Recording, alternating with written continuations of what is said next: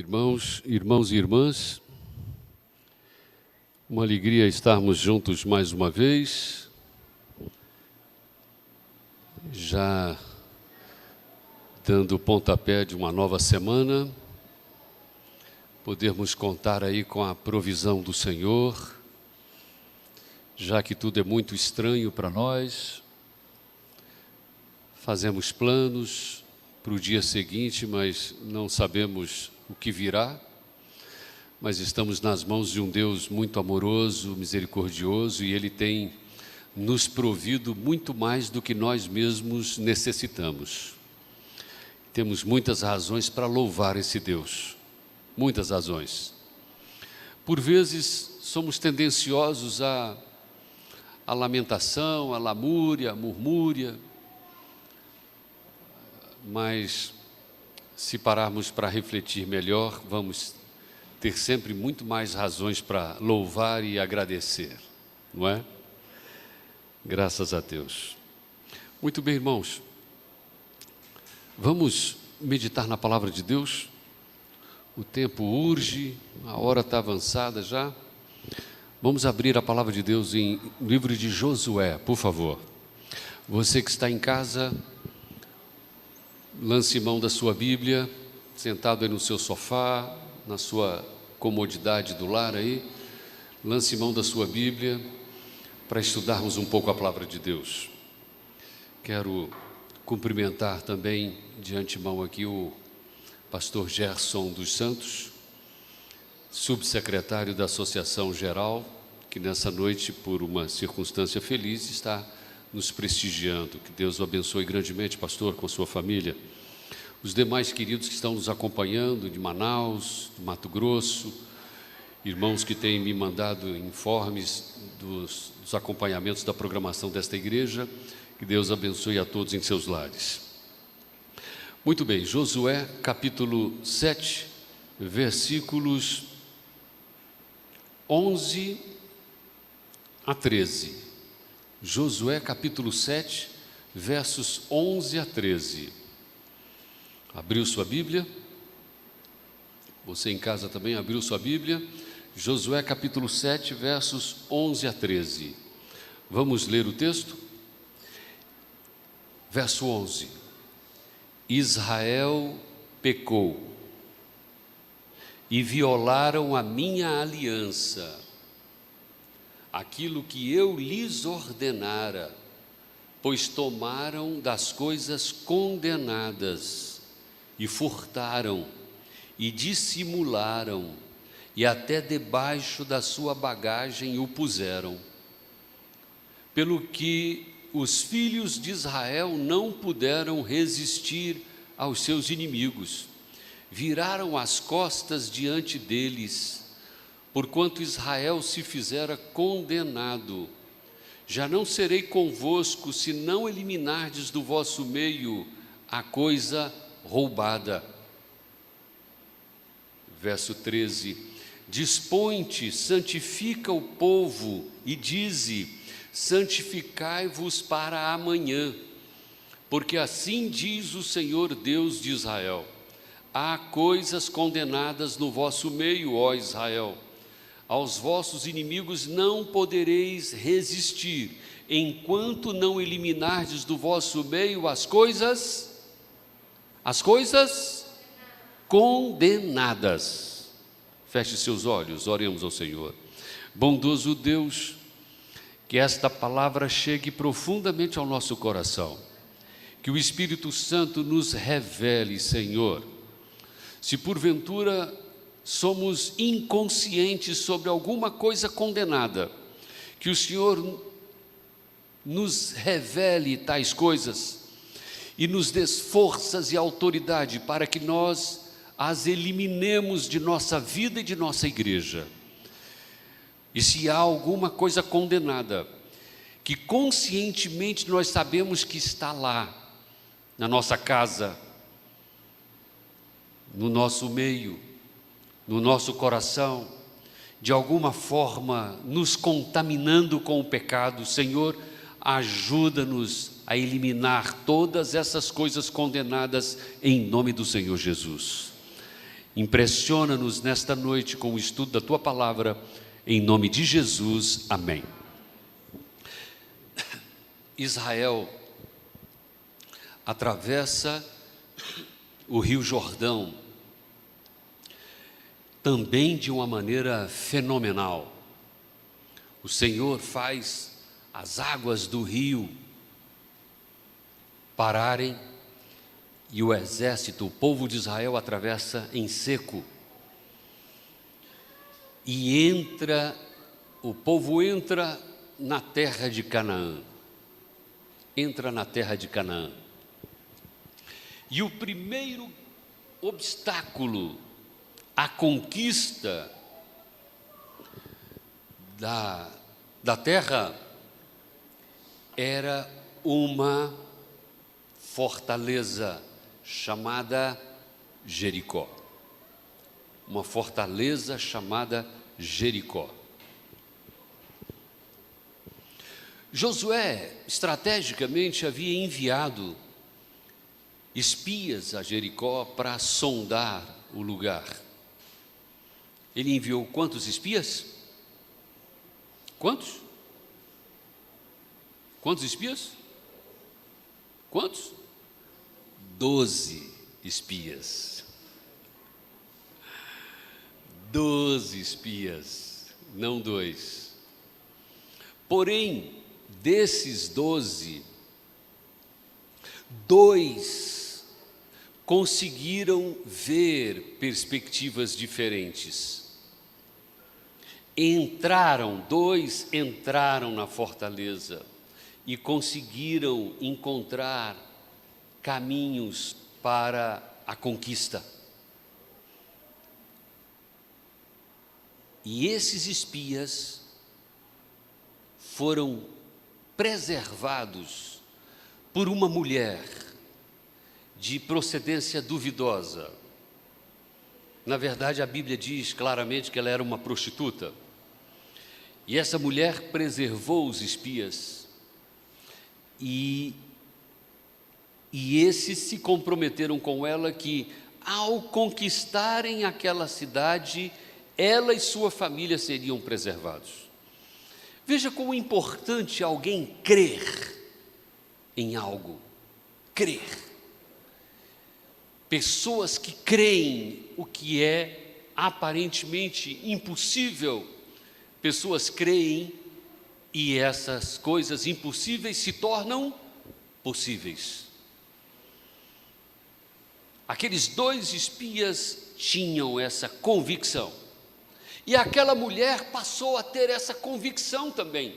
Não apenas pela declaração dos espias, mas também pelo que ela já ouvira falar do que Deus vinha fazendo pelo seu povo. Na travessia do mar, ao longo do tempo, a travessia do rio, tudo isso já era história que impactava as pessoas. Hoje em dia fala-se de Deus de uma maneira tão vulgar que não se impacta com tanta facilidade. Pode até impressionar pessoas com uma teologia de prosperidade, de curas e coisas mirabolantes e miraculosas para atrair pessoas, mas a essência do conhecimento de Deus, da pessoa de Deus, do amor de Deus, essa essência fica perdida. As pessoas se apegam a coisas palpáveis. Raabe creu antes que ocorresse a conquista de Jericó. Para os jericozenses, quem nasceu em Jericó era o quê? Jericozense, né? Eu, por exemplo, sou de Formosa, Goiás. Sou de Formosa. Quem nasce em Formosa, o que é? Formosense. Então eu devo deduzir que quem nasceu em Jericó era o quê? Jericozense. Para os jericozenses, aquele lugar era inexpugnável. Jamais seria destruída Jericó. Uma muralha imensa. No alto da muralha cabia 3 carros lado a lado, no alto da muralha. Humanamente falando, eles tinham razões para serem tão vaidosos com a ideia de que estavam num lugar invencível. Mas Deus tinha propósito com o seu povo, Deus tinha planos com o seu povo, e dentro dos propósitos de Deus estava a conquista daquela terra, porque aquela terra fora prometida ao seu povo muito antes. Então aquilo que Deus promete, Ele cumpre. Aquilo que Deus prometeu na sua vida, acredite, Ele vai cumprir. Aquilo que Deus falou a você quando chamou você para segui-lo, Ele vai cumprir a parte dele cabalmente. Ainda que aparentemente seja muito difícil avançar, muito difícil conquistar, ainda assim, Deus, com seus métodos estranhos aos nossos olhos, Ele nos fará vitoriosos e conquistadores em nome de Jesus. O que nós precisamos fazer? Crer. Nós precisamos crer, precisamos nos unir, precisamos atender um sonido que é dado pela liderança da igreja, em todos os níveis. Precisamos atender o chamado de Deus, para Ele fazer a obra que nós precisamos que aconteça, na nossa vida pessoal, nos nossos sonhos e projetos, e acima de tudo, no âmbito espiritual. Deus está agindo, irmãos, Deus está operando. As coisas aparentemente estão muito estáticas, muito lentas, ou coisas que a gente sonha não acontecem, projetos que a gente traça não ocorrem, e a gente pensa que é por isso mesmo, vai ficando por isso, e aí somos tomados pelo desânimo, somos abatidos, somos desalentados, e acabamos levando as coisas assim muito lentamente, muito morosamente, porque não conseguimos ver resultados extraordinários. Cuidado! Deus está no comando da história. Deus está no comando da minha história, da sua história. E Ele vai fazendo coisas prodigiosas, mas sempre usando pessoas que creem.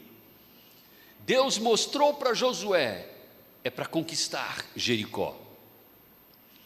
Só que Deus não deixou que Josué montasse a estratégia de conquista.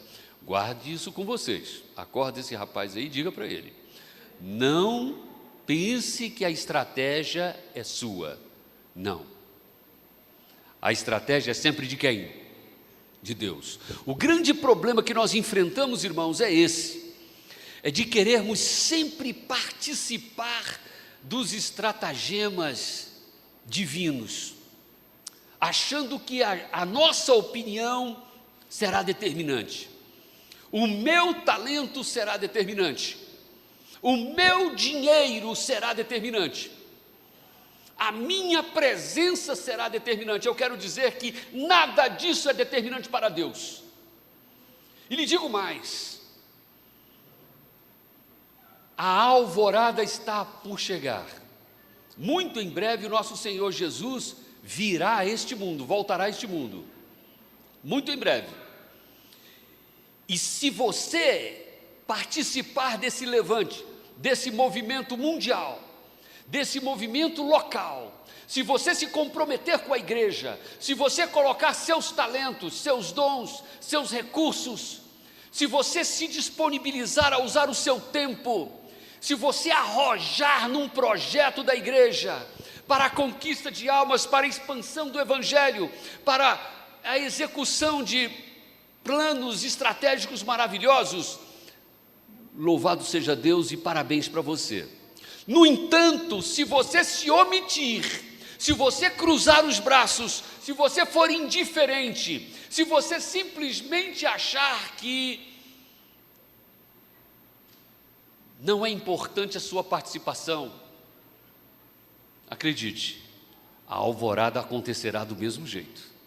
Se você estiver preparado, Jesus virá. Se você não estiver preparado, Ele virá. Ele virá. É simples assim. A questão não está mais com Deus, a questão está com quem? Com quem? Com quem, irmãos? Conosco. A questão não está mais com Deus. Deus já tratou todos os pormenores, nos disponibilizou tudo. Somos a única igreja que tem o dom profético. E temos aí milhares de páginas nos orientando, nos norteando em todos os aspectos. Nós temos privilégios especiais como igreja,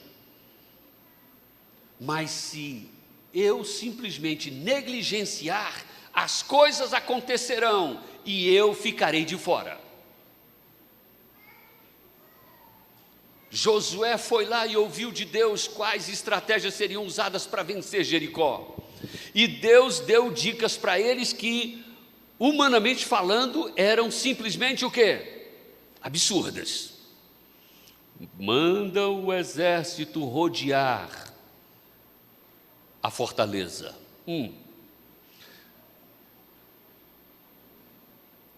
Tem coisas, irmãos, que a gente não vai entender nunca. Forma de Deus agir. E aí é que vem o exercício da fé. Eu acredito, eu creio que Deus está no comando da minha vida, no comando desta igreja, no comando desse exército, dessa causa. Então eu faço conforme a vontade do Senhor.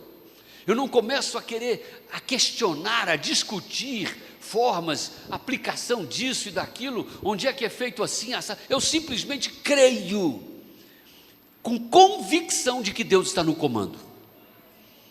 E quando todos creram e seguiram as orientações de Deus, e fizeram exatamente como Deus dissera, a muralha ruiu. E para surpresa dos jericosenses, aquilo que parecia ser intransponível foi vencida. Só que Deus dera algumas orientações. Não é para que tomem das coisas condenadas, é para eliminar tudo. Recolham alguns valores para propósitos específicos, mas ninguém tome para si. Ninguém tome para si. Essa foi a orientação. Todo mundo ouviu. Essa era a orientação. E depois daquela conquista retumbante de Jericó, o exército de Israel agora se reorganiza. E mais uma vez, Josué manda os espias novamente para verificar a próxima cidade a ser vencida. E os espias voltam com a notícia: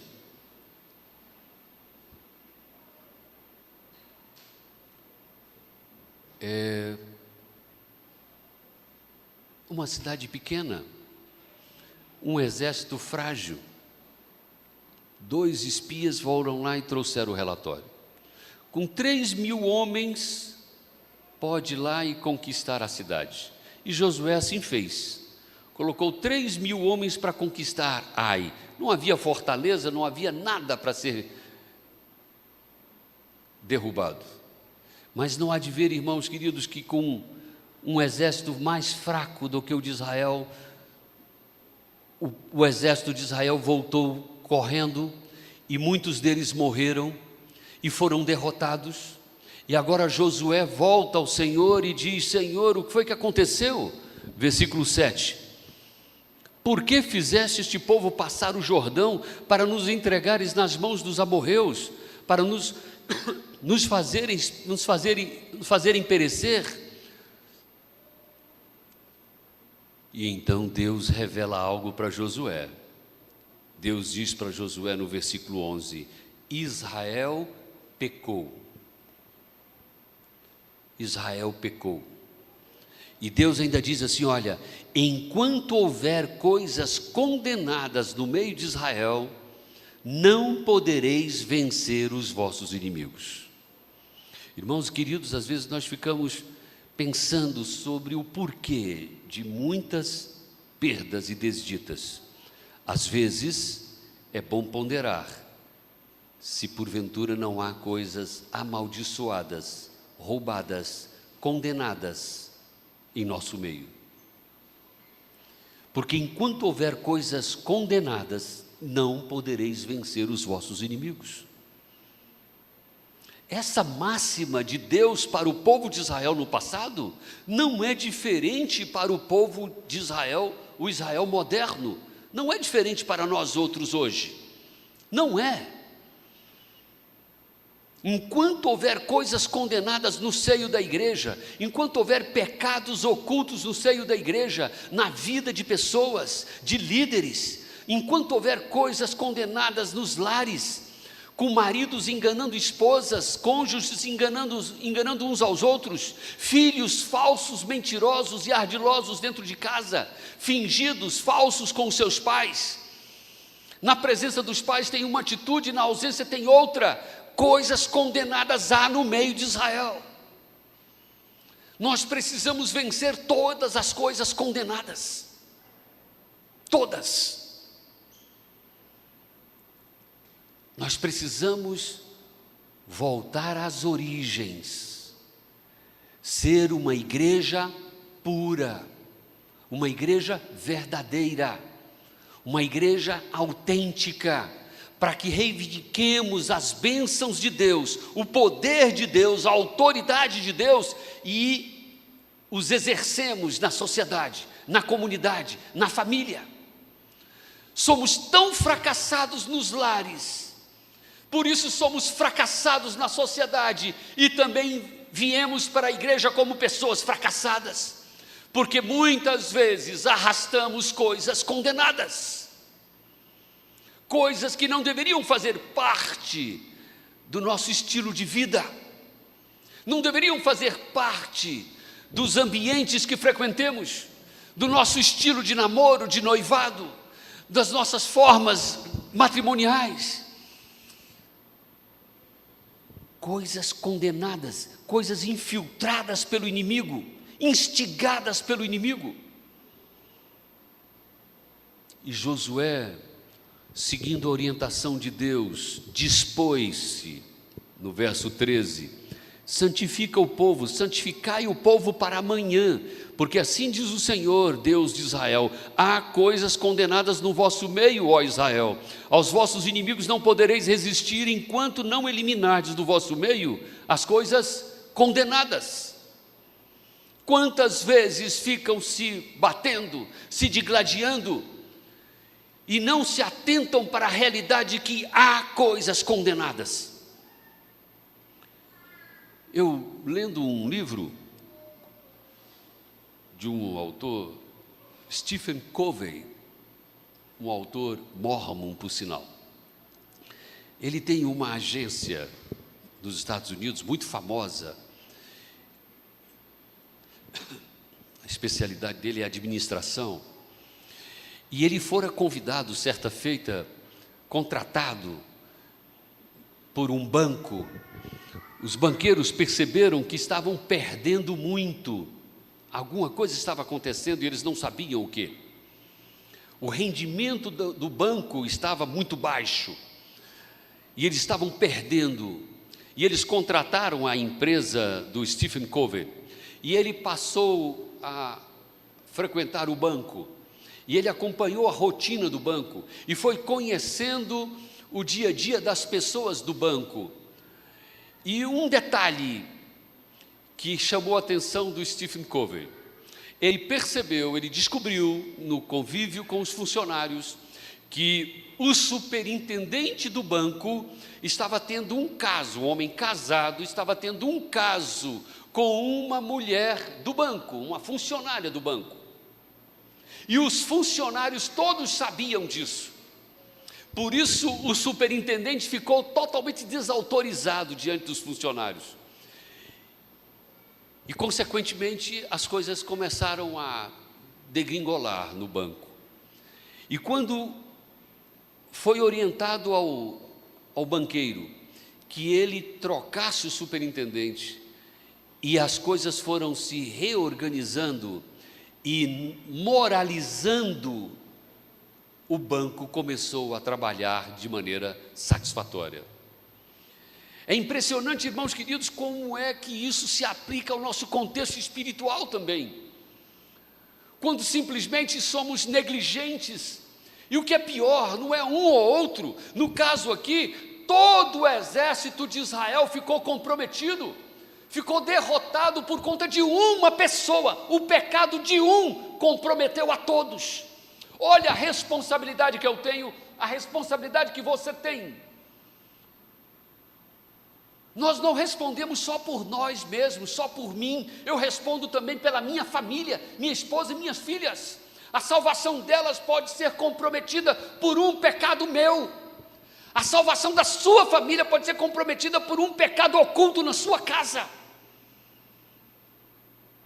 A igreja pode estar comprometida, emperrada, atrasada, não consegue avançar, não consegue alavancar. Por quê? Porque pode ter coisas condenadas. E a Bíblia diz que enquanto houver coisas condenadas no meio de Israel, não podereis vencer os vossos inimigos.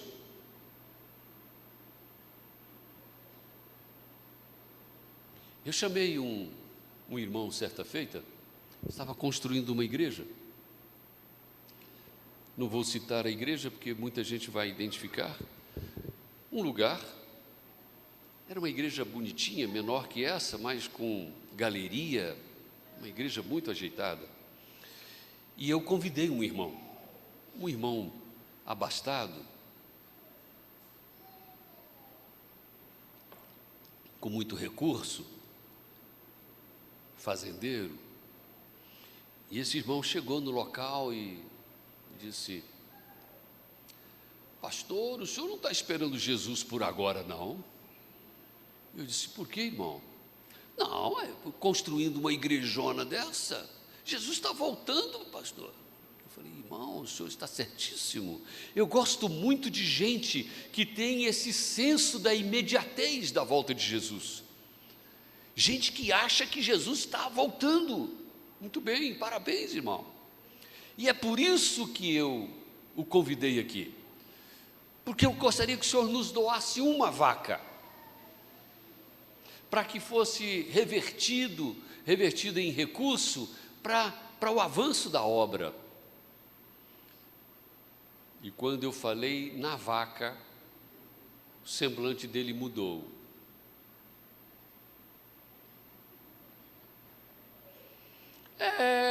Vamos ver.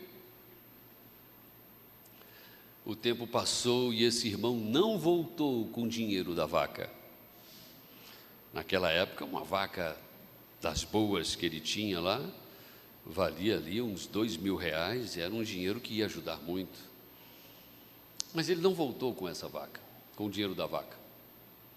E passados assim uns 2 meses, eu ouço a notícia de que ele havia perdido 52 vacas numa leva só, da noite para o dia. Época de seca, ele levou 52 das suas vacas para um pasto alugado, alugou um pasto, e da noite para o dia as 52 vacas foram roubadas. E eu fiquei sabendo disso, peguei meu carro e fui lá para a fazenda dele. Não era muito longe. Quando eu cheguei, ele estava numa rede, assim, numa varanda, e eu me aproximei e ele disse para mim: ô pastor, o que o traz aqui? Eu disse: ô irmão, vim lhe fazer uma visita. Ele ia se levantando da rede, eu disse: não, fique aí na sua rede, tranquilo. Aí havia um tamburetinho de 3 pernas, 3 pés, puxei o tamburetinho baixinho, sentei nele e comecei a conversar com ele. Irmãos, conversa vai, conversa vem, e nada dele tocar no assunto das vacas roubadas. E eu olhei para ele e disse assim: irmão, eu soube que lhe roubaram 52 vacas. Ele, muito perspicaz, já foi logo me respondendo assim: mas o que tem o diabo para me levar, tem Deus para me dar. E eu disse para ele: não, o ditado para o senhor não é esse. Ele: qual é o ditado? O ditado para o senhor é o seguinte: o que tem o senhor para suvinar uma vaca para a igreja de Deus, tem o diabo para lhe levar 52. Mas não me diga uma coisa dessa. Lhe digo sim. E vou lhe dizer outra coisa, irmão. Havia assim umas vacas pastando assim próximo. Eu disse: olha, se o senhor continuar com o coração nesses bichos, o senhor vai se perder, porque isso aqui tudo vai virar churrasquinho no fogo de Malaquias. O senhor tire o coração dessas coisas, irmão, abra-se. Se o senhor espera tanto a volta de Jesus, por que é que o senhor tem tanto desespero por coisas materiais, por bichos, por dinheiro? Por quê? São coisas condenadas, amigos queridos, que tomam conta do nosso coração. Trocamos o fervor espiritual pela comodidade e o conforto material. Não que o conforto material e a prosperidade material sejam maldições, absolutamente. Muito pelo contrário. O grande problema é quando essas coisas começam a tomar o lugar de Deus no coração da gente. Aí entram coisas condenadas.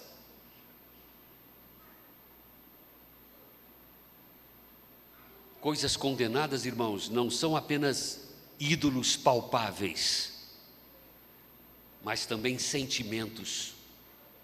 Pessoas com coração rancoroso, magoado, ressentido, estão trazendo consigo coisas condenadas. Essas tais pessoas são pedras de tropeço no seio da igreja, porque delas só destila ódio, mágoa, espírito crítico, desdenhoso. Não existe compromisso, não existe sentimento, não existe humildade, não existe perdão. Coisas condenadas, irmãos queridos, precisam ser arrancadas do nosso meio. Arrancadas. Olhei para aquele irmão e disse: olha, se o senhor não mudar de atitude, a sua salvação estará comprometida. E eu não falava só porque eu queria as vacas dele para a minha construção, porque a igreja foi construída sem a vaca dele, que de um jeito ou de outro, as coisas de Deus vão para frente, elas vão acontecer. Se você fecha a mão e não doa para a reforma, para a construção da igreja, da nova frente da igreja, da nova arte aí da igreja, não se engane. Se você colaborar, é muito bem-vindo, é muito importante para a igreja. Mas se você não colaborar, de um jeito ou de outro, Deus abrirá portas e a igreja será reformada, porque ela é a igreja de Deus e é para a glória do Senhor. Mas se você for dadivoso, o grande beneficiado será você mesmo. É você. É você. Deus orientou Josué, e ele pesquisou, e ele lançou sorte, e foi de família a família lançando sorte. Antes ele dissera para o povo: olha, há coisas condenadas no meio de Israel, e se essas coisas condenadas continuarem no meio de Israel, nós não poderemos vencer os nossos inimigos. Eu pergunto para os irmãos: quem tinha coisa condenada no seu coração, na sua vida, lá na sua tenda, escondido, guardado, sabia disso ou não? Sabia. Do mesmo jeito que eu falo nesta noite, a esse auditório, eu não sei quem tem alguma coisa condenada na sua vida, no seu coração, na sua casa. Mas você bem sabe,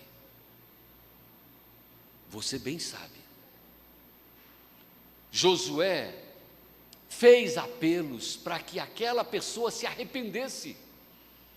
Irmãos, é impressionante como é que o pecado empedernido, aquele pecado pegajoso, aquele pecado que a pessoa abraça e gosta dele, e convive com ele, e dorme com ele, e acorda com ele, e sabe que é um pecado, sabe que é satânico, sabe que é diabólico, mas não larga. Ouve mensagens, ouve pregações, estuda a Bíblia, ouve semanas de oração, participa disso e daquilo, mas aquela coisa pegajosa, aquele visgo satânico continua lá. É disso que nós temos que eliminar, é disso que nós precisamos nos livrar. E Deus disse para Josué: ainda há coisa condenada, já que ninguém se apresentou, lance sorte. E Josué começou a lançar sorte. Ele avisou para o povo: vou lançar sorte para encontrar quem tem a coisa condenada. Sabe o que Acã pensou consigo? Nunca vão me achar. Sabe por quê? Porque eram mais de 600 famílias, milhares e milhares de pessoas em cada família, das 12 tribos, gerações e gerações. Não vão me achar. Esse mesmo engodo que Satanás plantou no coração de Acã, ele também vem querendo plantar em mim e em você também, nos fazer pensar o seguinte: olha, em meio a essa cidade imensa que é Goiânia, mais de 1 milhão de habitantes, onde vão achar o meu pecado? Onde vão achar a minha coisa condenada? Onde vão descobrir os lugares que eu frequento na calada da noite? Onde vão descobrir o tipo de relacionamento que eu desenvolvo no meu namoro, no meu noivado, ou nas minhas relações extrafamiliares? Onde vão descobrir? Nunca! E aí a gente se torna especialista em camuflar, em disfarçar, na forma de vestir, no estilo, no jeito, etc. Mas de Deus não se zomba. De Deus não se zomba. Aquilo que o homem planta, semeia. E em algum tempo é descoberto. A melhor coisa que a gente faz, que era a oportunidade que Josué estava dando a Acã, e é a oportunidade que é dada a mim e a você hoje, é de virmos à presença do Senhor, intimamente. Não precisamos fazer de público, não precisamos dizer o que seja, mas intimamente dizer: Senhor, eu tenho errado nisto, e eu não quero que isto persista na minha vida, eu não quero que a minha família seja prejudicada por causa do meu pecado, eu não quero que a minha igreja seja prejudicada por causa do meu pecado, eu quero que ele seja perdoado e lavado no sangue de Jesus. Mas isso é uma decisão pessoal, consciente. Infelizmente Acã não teve essa consciência, e lançando a sorte, caiu na tribo dele. A tribo sorteada é a de Judá. Ele: epa, essa é a minha tribo. Só que eram quantas tribos? 12. Cada tribo, irmãos, mais de 600 famílias. Cada família, milhares de pessoas. Milhares. Acã pensou: caiu na minha tribo por um acaso, mas não vão achar a minha família, porque são muitas. E foram lançando sorte, até que chegou ao avô, ao pai e ao Acã. E quando chegou a Acã, não teve mais como esconder E aí ele teve que apresentar o que havia feito. O que foi que você fez? Eu vi uma bela capa babilônica, umas peças de ouro, eu vi isso e aquilo, e eu cobicei-os. Irmãos e irmãs, como Satanás sabe que nós somos suscetíveis à cobiça? Como ele sabe? É cobiçar as coisas do outro, é cobiçar a esposa do outro, o marido do outro, é cobiçar o bem do outro. Como nós somos suscetíveis à cobiça? E o inimigo vem e planta essa sementinha e ela vai tomando vulto, e em algum momento ela eclode. Como nós precisamos revisar a nossa vida, rever nossos conceitos, nossos caminhos, nossos valores, nossas crenças, aquilo que realmente nós somos diante de Deus. Porque a verdadeira religião, irmãos queridos, não se vive em meio aos irmãos. Em meio aos irmãos está todo mundo muito lindo, todo mundo muito bem arrumado, todo mundo muito bem vestido, está tudo maravilhoso. A verdadeira religião se vive só, quando se está a sós. O que vem à sua cabeça, o que você faz quando ninguém está vendo, quando seu pai não está vendo, sua mãe não está vendo, seu cônjuge não está vendo, seu pastor não está vendo, quando ninguém está próximo para testemunhar. E você cai no engodo satânico de achar que às escondidas tudo vai bem. Não vai. Não vai. Não vai. O inimigo é ardiloso, irmãos. Você pode não querer fazer um pacto com ele. E se ele se apresentar, você não fará pacto com ele, porque você tem horror a Satanás. Não é verdade isso? Você tem horror ao diabo. Mas você não sabe que se você pregar um preguinho dele dentro da sua casa, na sua estante, por meio da sua TV, da sua geladeira, aquilo que se alimenta, como se veste, no seu guarda-roupa, se você botar ali um cabidezinho dedicado ao diabo, ele faz um estrago terrível com um cabide apenas no seu guarda-roupa.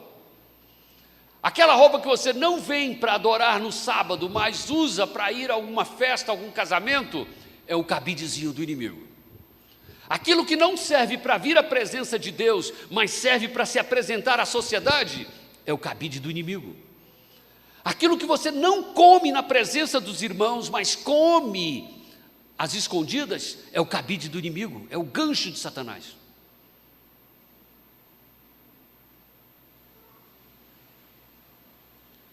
Acã foi pego, ele, sua esposa, seus filhos, seus familiares todos, sua propriedade, suas ovelhas, seus jumentos, tudo, inclusive aquilo que ele havia roubado, aquilo que ele havia tomado das coisas condenadas, tudo foi junto e foi apedrejado e queimado e destruído. Aí você levanta a mão e pergunta, mas por que ele morreu se ele confessou? Não, ele não confessou. Esse é o grande ponto nevrálgico para nós nesta noite, irmãos queridos. É quando a gente negligencia a oportunidade. Como ninguém sabe da minha vida, eu posso virar as costas e sair daqui discretamente e levar comigo a coisa condenada. Eu faço isso uma vez, 2, 10, 20, e daqui a pouco a minha religião é um fardo. Eu não tenho alegria, eu não tenho prazer, eu não tenho compromisso com o pôr do sol, eu não tenho compromisso com as horas do sábado, eu não tenho compromisso com meu cônjuge, eu não tenho compromisso com a obra do Senhor, eu não tenho nada, porque eu sou oco, eu estou cheio, carregando coisas condenadas. A religião fica vazia, eu me transformo num sepulcro caiado, por fora muito boa aparência, mas por dentro coisa podre.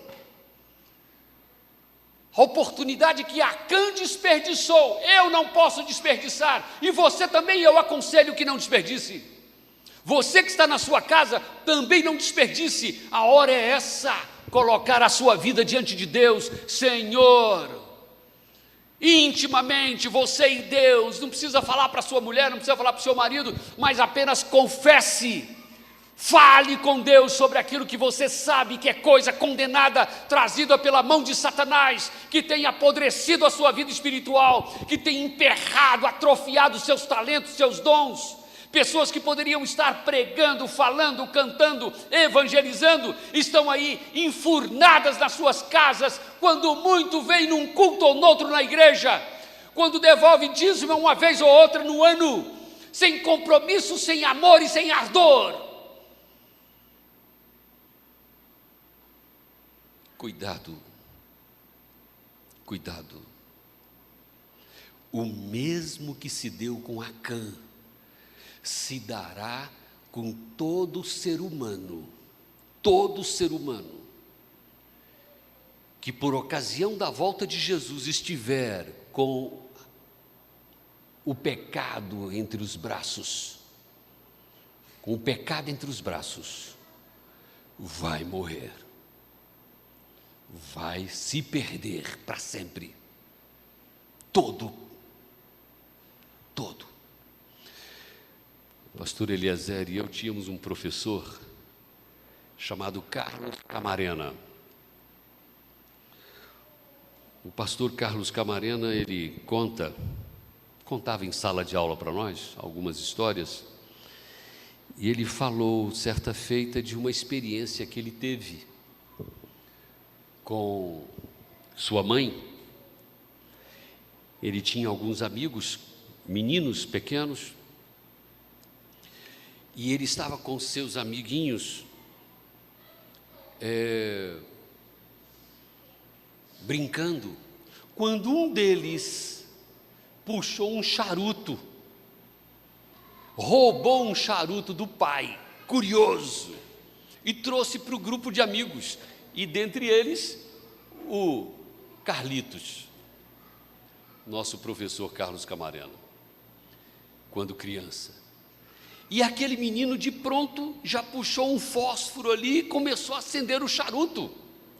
E tossindo, um tosse, o outro tosse, passa o charuto para o outro, e o outro puxando ali, fumando com aquela curiosidade toda. E quando chegou na mão do Carlos, que ele pegou o charuto, a mãe dele sentira o cheiro forte do charuto e foi seguindo aquele odor e chegou atrás do muro ali próximo deles e olhou. Quando ela olhou, era o filho dela, o Carlos, que estava com o charuto na mão. Quando ela olhou, ela disse: então é isso? Que ele olhou para a mãe dele, ele pegou o charuto, colocou para trás, jogou para trás e disse: mãe, e aquele sapato, mãe? A gente vai comprar hoje, mãe, aquele sapato? Desconversando. E ele conta que a mãe dele olhou para ele e disse algo que ele nunca mais esqueceu. A mãe disse para ele assim: olha, nunca peça nada com o pecado entre os dedos.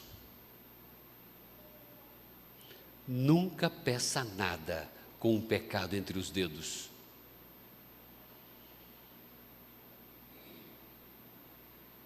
Como está a sua vida, meu irmão, minha irmã? Quer você hoje jogar fora aquilo que foi trazido pela mão do inimigo, coisas condenadas? Quer você sair daqui com autoridade para voltar para casa e destruir coisas condenadas, e mudar a rotina, mudar a sistemática, voltar-se para Deus, para o estudo da palavra de Deus, para a consagração e para a comunhão? Quer você em sua casa tomar essa atitude também? Eliminar coisas condenadas? Você bem sabe quais são. Você sabe o que possa ser condenado na sua vida.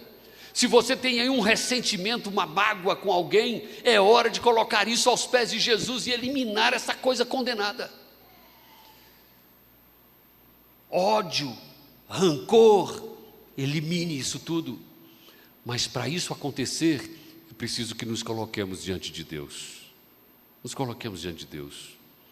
Nós vamos cantar o hino 502, Vaso Novo, 502, e eu vou convidar você a tomar uma decisão hoje com Deus. Se for da sua vontade hoje, você que está aqui presente e você que está na sua casa, dizer: Senhor, quebra a minha vida, com a mão no seu coração. Abra-se diante de Deus agora, irmão, irmã, moço e moça. Confesse a Deus a sua realidade.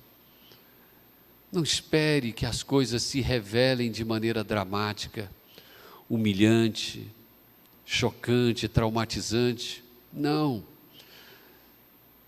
Não caia no engodo satânico de achar que tudo ficará encoberto, ninguém nunca saberá. Não, não caia nesse gancho de Satanás. Abra-se o coração agora, ore a Deus, fale a Deus. Se é algo que tem te vencido, um pecado que tem te vencido, deixe Deus agir de tal maneira que você saia daqui tocado, transformado, uma nova pessoa, uma nova criatura. E quando o inimigo bater a sua porta, você tem autoridade para repreendê-lo em nome do Senhor Jesus. Abra seu coração agora. Fale você com Deus.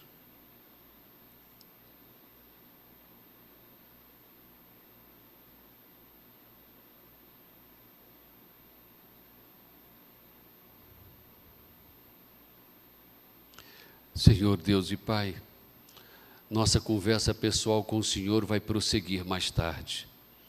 Quando chegarmos em casa, quando sossegarmos na cama, vamos prosseguir essa conversa, ó Deus, porque temos muito que conversar, temos muito que nos abrir ao Senhor. Por isso, bondoso Deus, nesta hora, estendas o manto sagrado do Senhor Jesus e nos cubras a todos com a Tua justiça. Que todos nós sejamos lavados nesse instante no sangue do Senhor Jesus. Todo o pecado, toda culpa, todo fardo, todo mal, tudo caia por terra em nome de Jesus. Que nós possamos sair daqui, Senhor, revigorados, dispostos, prontos, para, influenciados pelo Espírito Santo, fazermos uma grande obra para a glória do Senhor. Mas essa obra, o Senhor, tem que começar em nosso coração, em nosso lar, e ela tem que se estender para essa igreja. Se há porfia, ó Deus, inimizades, mágoas, ressentimentos, maledicências, ó Deus, que tudo seja vencido no nosso íntimo e no nosso meio, e que somente o Espírito Santo graceje, e toda a influência do maligno seja repreendida em nome de Jesus. Que os lares, ó Deus, que nos assistem agora, sejam lares alcançados pela Tua bênção, que esses lares também sejam tocados pela Tua mão poderosa, e quaisquer coisas levadas pela mão do inimigo, sejam varridas agora em nome de Jesus Cristo. Dá-nos a Tua bênção, a Tua paz, uma noite feliz, uma semana abençoada, em nome de Jesus, amém, amém. Irmãos queridos, que Deus abençoe a todos, tenham todos uma noite muito feliz, uma semana abençoada.